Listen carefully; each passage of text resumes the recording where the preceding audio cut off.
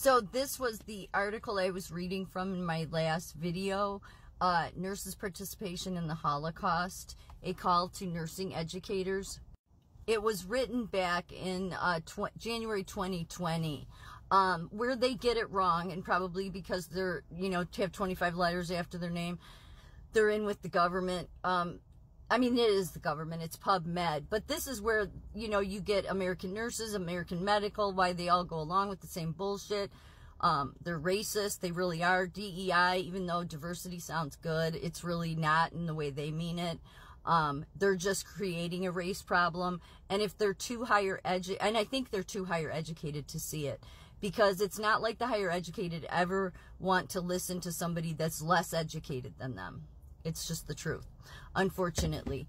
But they go on in this, of course the government would, that this is why nurses need to be in organizations. Well, I'm going to argue against that.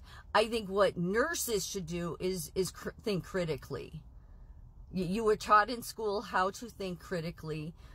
God only knows what you were taught in the last, I don't know, several years, given how political the medicine has become. But the best thing is not to join an organization, because just like they say in this article, go on to say in this article, is that you can, in the Holocaust, it was political ideology, Nazi ideology, that is what influenced much of the decision making.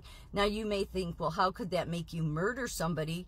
Well, if all you believe is experts and you're a healthcare worker and you don't ever do your own thinking, well, then anybody can tell you anything and you'll go along with it, because you've already given up your power of, I don't have to think for myself, because I've been so mind controlled into believing the Lancet or PubMed or whatever any journal comes out, that it doesn't matter.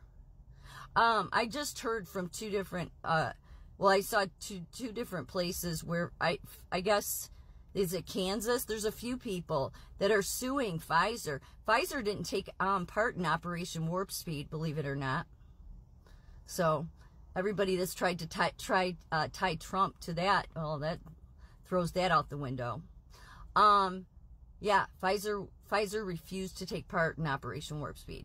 So, interesting.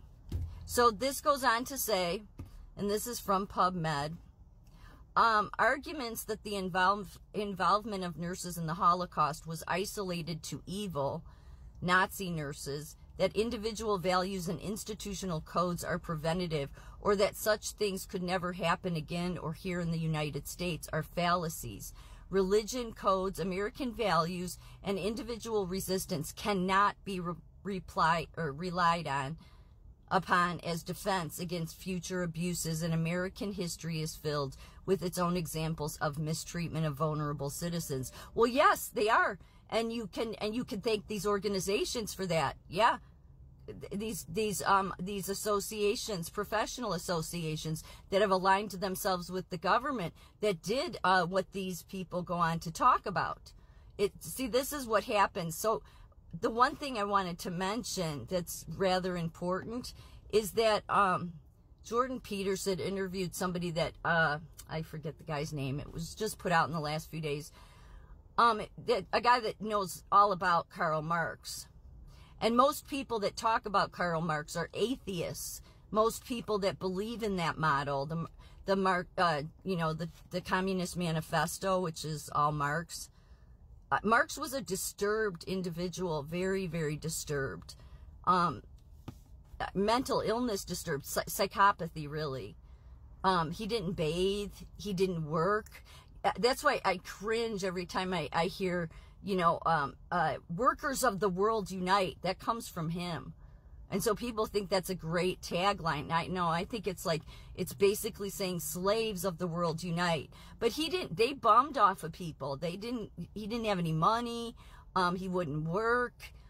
He wrote a lot though. So they know a lot about it. It was just an interesting, video to watch. You can go on YouTube and find Jordan Peterson's, channel. It was done in the last few days, but it was this author he was talking to, who was saying many people back then believed that Marx was, that he was possessed by something. Oh, I know, America and this world just would think that's ridiculous. Yeah, well then how did nurses in the Holocaust murder between 5,000 and 10,000 infants and children? Because these weren't just fake, these were real nurses. And I highly doubt those nurses went into their field with the intent of killing, but they killed.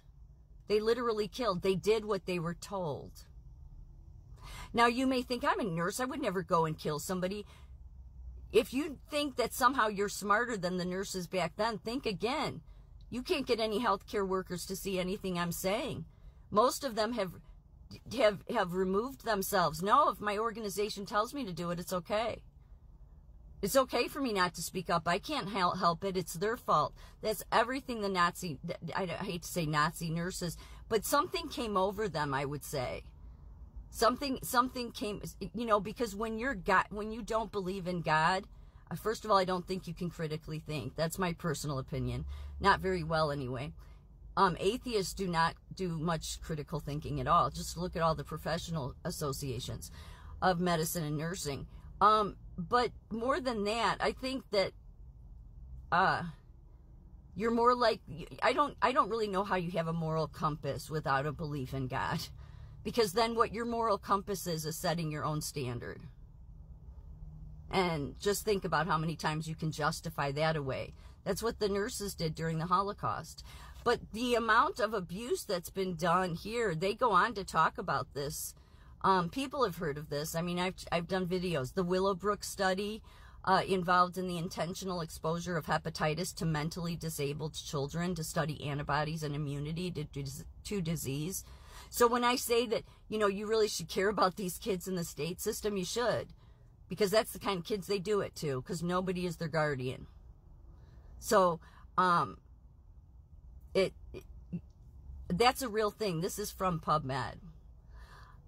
These are all things that have been known anyway, though. The study with hepatitis and exposing mentally disabled children to it ran from 1956 to 1971. From 1944 to 74, the U.S. government facilitated radiation studies in which human participants, many of whom were terminally ill, were injected with plutonium in an effort to understand the effects of radiation exposure. And then there was the prison in Pennsylvania, was used as a human laboratory for chemical warfare and pharmaceutical testing from 51 to 74. And they say these are unethical experiments, and there's more than that. So it's not like our country hasn't done it before. So, I mean, they've been doing it ongoing.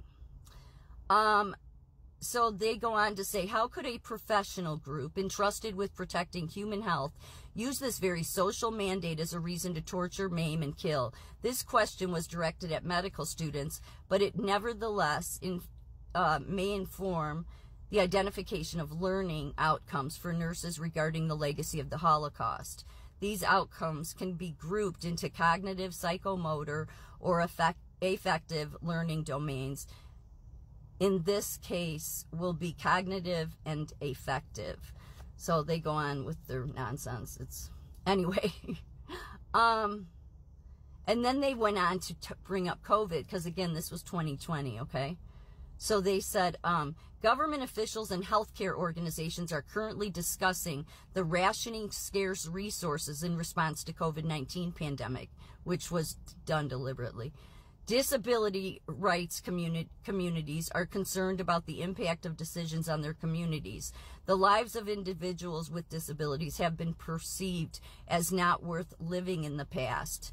The fear of resource allocation decisions, it's just going on and on. But they're the problem. They're the reason that the Hitler stuff ends up taking place. And the very fact that they can't see it, again, all these organizations came out in 2020 and said, we want to reckon our racist ways. So should they be the ones to follow? Absolutely not. Use your own thinking.